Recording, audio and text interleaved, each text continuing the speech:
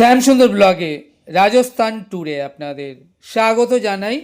গত 12ই ফেব্রুয়ারি বৃহস্পতিবার 2026 কলকাতা থেকে হাওড়া বিকানির 22307 সুপারফাস্ট এক্সপ্রেসে আমরা এসে পৌঁছাই বিকানির 14ই ফেব্রুয়ারি শনিবার ভোর 6:30টায়।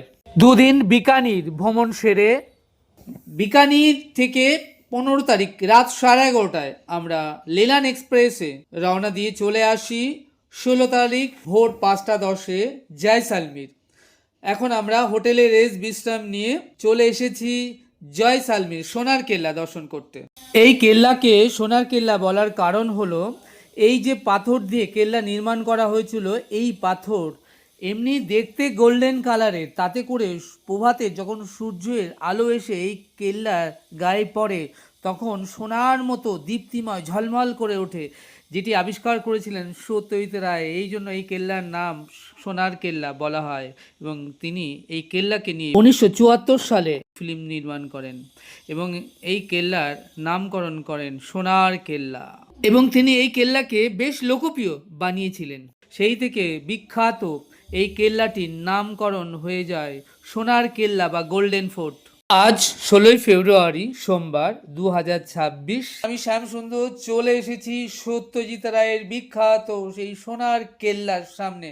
একদম চলে এসেছি মূল ফটকের গেটের মুখে এবং এখান থেকে আমরা ভেতরে প্রবেশ করব কেল্লার ভেতরে এবং কেল্লার ভেতরটা সম্পূর্ণ আপনাদেরকে ঘুরিয়ে দেখাবো।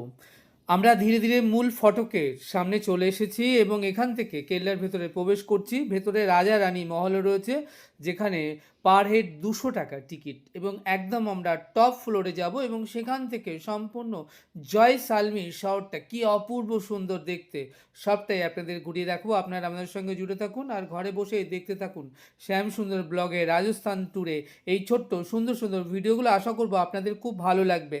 চ্যানেলটি সাবস্ক্রাইব করবেন। আপনারা ভালো থাকবেন, সুস্থ থাকবেন, আনন্দে থাকবেন। তাহলে দেখা হচ্ছে আগামীতে আরও একটি নতুন সুন্দর ভিডিওর সাথে। সেই অবধি আমার সঙ্গে প্রেম সে বলুন রাধে রাধে।